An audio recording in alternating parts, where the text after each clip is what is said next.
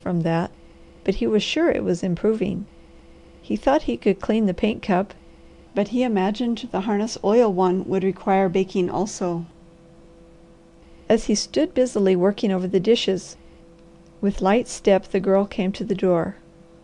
She took one long look and understood. She turned and swiftly went back to the cabin, but her shoulders were shaking.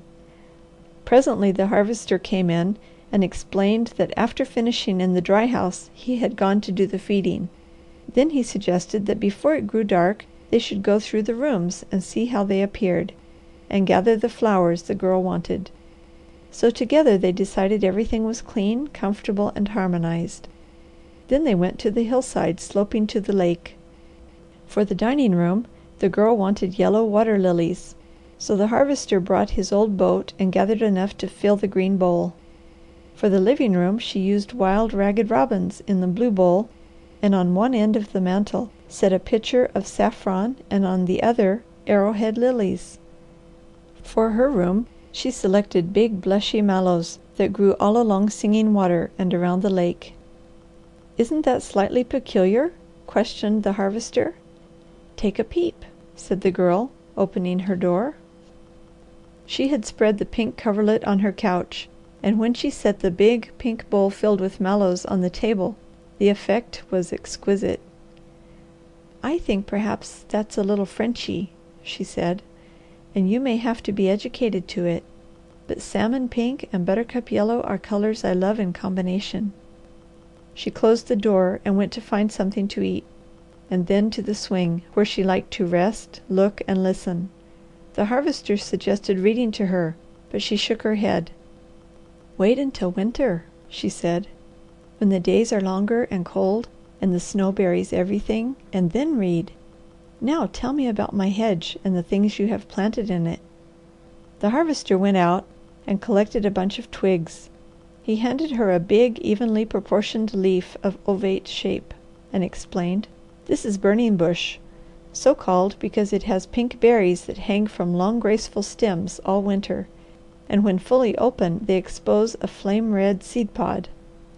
It was for this colour on gray and white days that I planted it. In the woods I grow it in thickets. The root bark brings 20 cents a pound, at the very least. It is good fever medicine." "Is it poison?" "No. I didn't set anything acutely poisonous in your hedge. I wanted it to be a mass of bloom you were free to cut for the cabin all spring, an attraction to birds in summer, and bright with colour in winter. To draw the feathered tribe, I planted alder, wild cherry, and grapevines. This is cherry. The bark is almost as beautiful as birch. I raise it for tonics, and the birds love the cherries. This fern-like leaf is from mountain ash, and when it attains a few years' growth it will flame with colour all winter in big clusters of scarlet berries. That I grow in the woods is a picture in snow time, and the bark is one of my standard articles." The Girl raised on her elbow and looked at the hedge. "I see it," she said. "The berries are green now. I suppose they change colour as they ripen." "Yes," said the Harvester, "and you must not confuse them with sumac. The leaves are somewhat similar, but the heads differ in colour and shape. The sumac and buckeye you must not touch until we learn what they will do to you. To some they are slightly poisonous, to others not. I couldn't help putting in a few buckeyes on account of the big buds in early spring. You will like the colour if you are fond of pink and yellow in combination, and the red brown nuts in grayish yellow prickly hulls, and the leaf clusters are beautiful, but you must use care. I put in witch hazel for variety, and I like its appearance. It's mighty good medicine too. So is spice brush, and it has leaves that colour brightly and red berries. These selections were all made for a purpose. Now here is wafer ash. It is for music as well as medicine. I have invoked all good fairies to come and dwell in this hedge, and so I had to provide an orchestra for their dances. This tree grows 100 tiny castanets in a bunch, and when they ripen and become dry, the wind shakes fine music from them. Yes, they are medicine. That is, the bark of the roots is. Almost without exception, everything here has medicinal properties. The tulip poplar will bear you the loveliest flowers of all, and its root bark, taken in winter, makes a good fever remedy. How would it do to eat some of the leaves and see if they wouldn't take the feverishness from me?" "It wouldn't do at all," said the Harvester. "We are well enough fixed to allow Doc to come now, and he is the one to allay the fever." "Oh no!" she cried. "No, I don't want to see a doctor. I will be all right very soon. You said I was better." "You are," said the Harvester, "much better. We will have you strong and well soon. You should have come in time for a dose of sassafras. Your hedge is filled with that because of its peculiar leaves and odour. I put in dogwood for the white display around the little green bloom, lots of alder for bloom and berries, haws for blossoms and fruit for the squirrels, wild crab apples for the exquisite bloom and perfume, buttonbush for the buttons, a few pokeberry plants for the colour, and I tried some mallows, but I doubt if it's wet enough for them. I set pecks of vine roots that are coming nicely and ferns along the front edge. Give it 2 years and that hedge will make a picture that will do your eyes good." "Can you think of anything at all you forgot?" "Yes indeed," said the Harvester. "The woods are full of trees I have not used, some because I overlooked them, some I didn't want. A hedge like this, in perfection, is the work of years.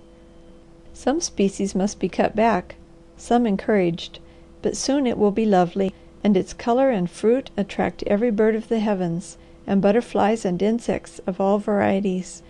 I set several common cherry trees for the robins, and some blackberry and raspberry vines for the orioles. The bloom is pretty, and the birds you'll have will be a treat to see and hear, if we keep away cats, don't fire guns, scatter food, and move quietly among them. With our water attractions added, there is nothing impossible in the way of making friends with feathered folk." "There is one thing I don't understand," said the Girl. "You wouldn't risk breaking the wing of a moth by keeping it when you wanted a drawing very much. You don't seem to kill birds and animals that other people do. You almost worship a tree. Now how can you take a knife and peel the bark to sell, or dig up beautiful bushes by the root?" "Perhaps I've talked too much about the woods," said the Harvester gently. "I've longed inexpressibly for sympathetic company here, because I feel rooted for life, so I am more than anxious that you should care for it. I may have made you feel that my greatest interest is in the woods, and that I am not consistent when I call on my trees and plants to yield of their store for my purposes. Above everything else, the human proposition comes first, Ruth. I do love my trees, bushes, and flowers, because they keep me at the fountain of life and teach me lessons no book ever hints at, but above everything come my fellow men. All I do is for them. My heart is filled with feeling for the things you see around you here, but it would be joy to me to uproot the most beautiful plant I have, if by doing so I could save you pain. Other men have wives they love as well, little children they have fathered, big bodies useful to the world, that are sometimes crippled with disease. There is nothing I would not give to allay the pain of humanity. It is not inconsistent to offer any growing thing you soon can replace to cure suffering. Get that idea out of your head. You said you could worship at the shrine of the pokeberry bed. You feel holier before the arrowhead lilies. Your face takes on an appearance of reverence when you see pink mallow blooms. Which of them would you have hesitated a second in uprooting if you could have offered it to subdue fever or pain in the body of the little mother you loved?" "Oh I see!" cried the Girl. "Like everything else, you make this different. You worship all this beauty and grace wrought by your hands, but you carry your treasure to the market place for the good of suffering humanity. Oh Man, I love the work you do." "Good!" cried the Harvester. "Good! And Ruth Girl, while you are about it, see if you can't combine the man and his occupation a little." End of chapter 15.